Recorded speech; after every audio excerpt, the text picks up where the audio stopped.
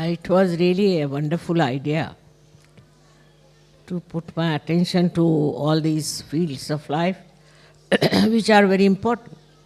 And as it is, I have attention on all of them, and I care for all that. But I would say now you all people put in your attention to it, because it is you who can do something about it. You can start with the nature, as they said, is we have to be kind to the nature. We are having such problems, people are cutting out trees, doing all these kinds of things, without even thinking that this is for the progeny will become a desert. So in the same way, for everything, for your fruits and agriculture, vibrations can really change. We had in our garden, you won't believe, a peony flower just like this, even bigger than this, very bigger. We have never seen such a flower. We had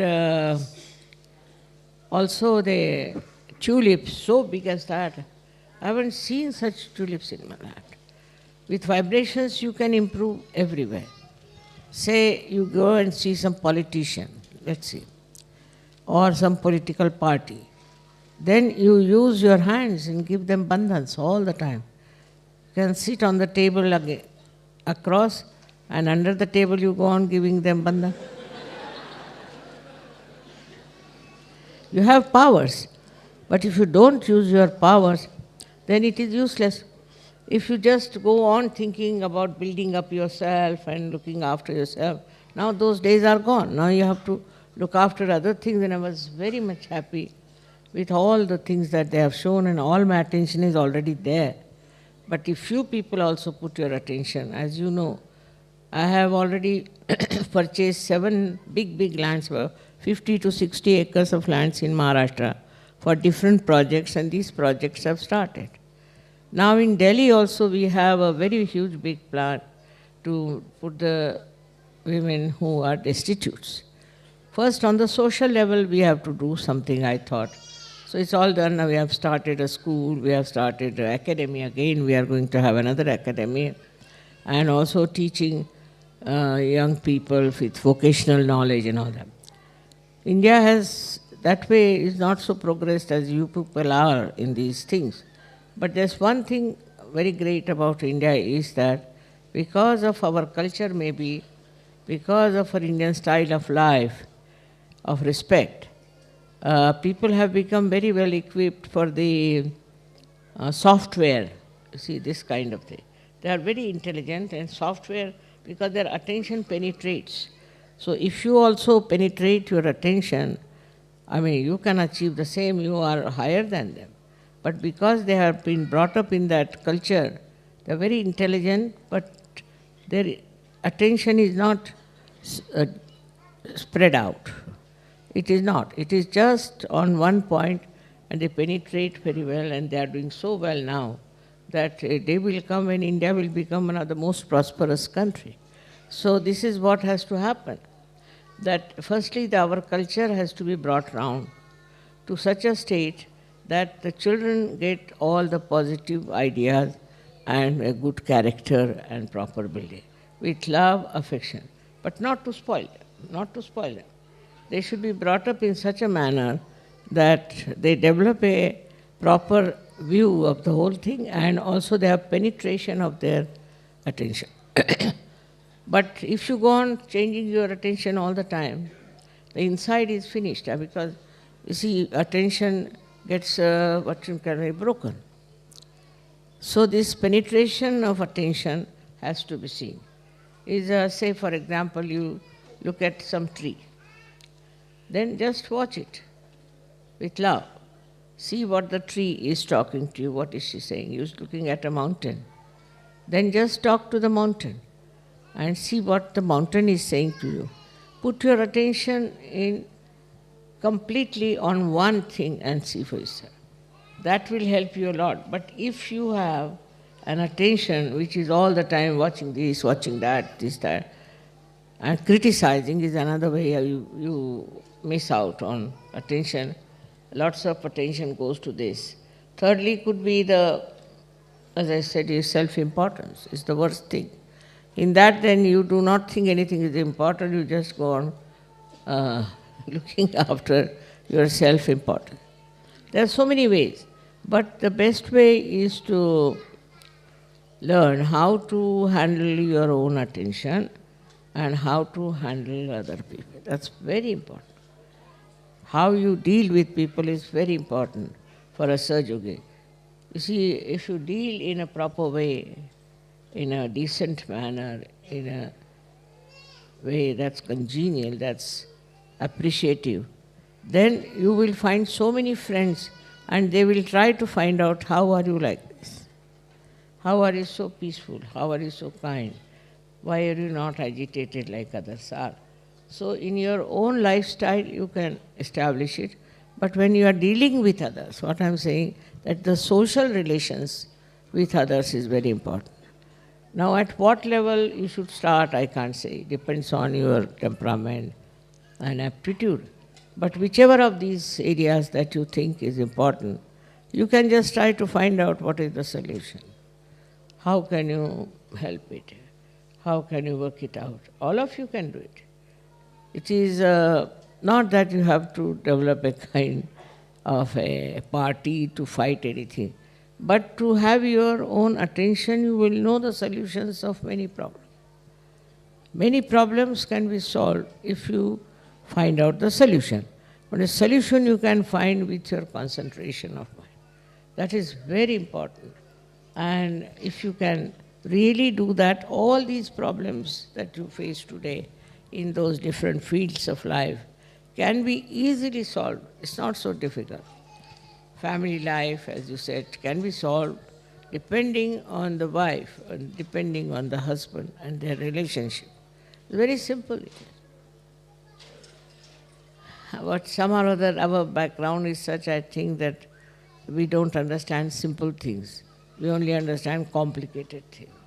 In a simple way, if you deal with people at different levels, in these different aspects of life, you will be amazed. You will be very much popular. People will want to know what sort of a thing it is. I'll tell you one gentleman, his name was Mr. Dhumali. He's no more, they know him. He was in the village, he was looking after his fields and things. He was like a farmer. And somehow he got realization in Pune. After getting realization in Pune, he went to his own place and he started Sahaja Yoga there. And he started giving them realization, this and that. And it was surprising because he never came as such to me, or he never came to Pune, and suddenly he developed that, you see, mind of concentration. And the people told me, Mother, he's got so many Sahaja Yogas. He has developed it with such understanding. And when I went there, I was surprised that we had more Sahaja Yogis there than we had in Pune.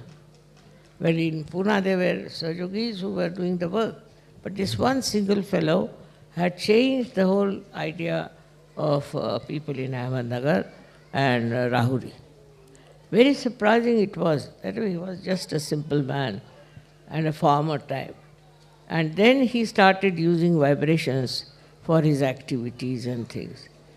And it was so remarkable that actually he was, as I said, not very educated on that. But we always went and stayed in his house, and we were really enamored by the way he tried to express his spirituality to others. In the same way, all of you can do it.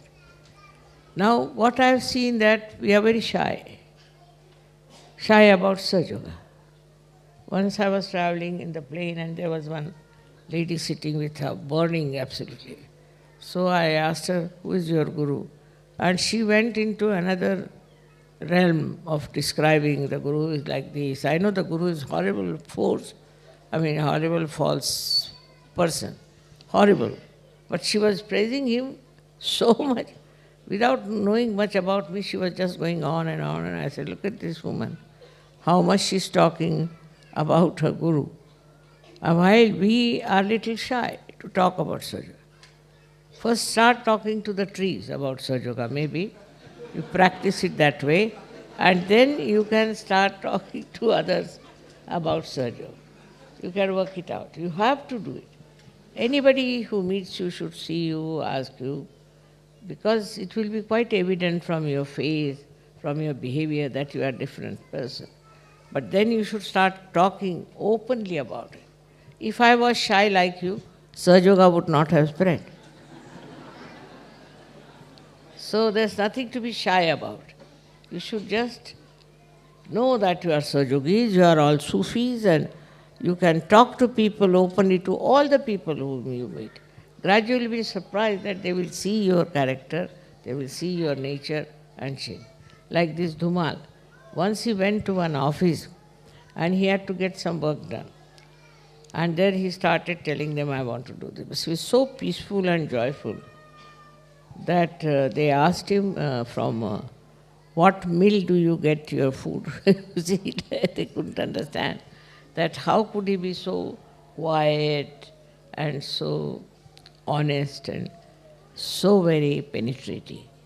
And that gave him all the popularity in that office. It's collector's office. And so many people came and asked him.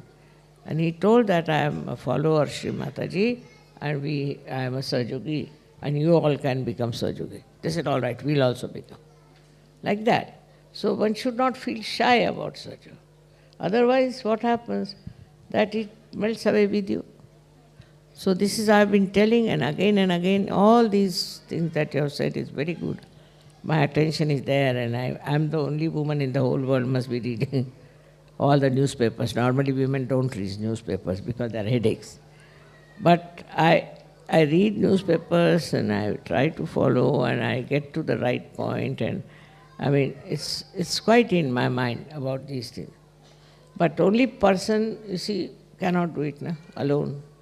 You have to have others who can channelize this. So I would say that don't feel shy. You should talk about it. You wear the badge. With the badge, people will ask you a question, who is this one? Then you talk to them. Any way you like, you should expose yourself, and that will work out better. All these problems can be solved by you. You are quite a lot of number here, and also representing so many behind. So you can understand what is your personality is and how much you can impress people. All right? Thank you.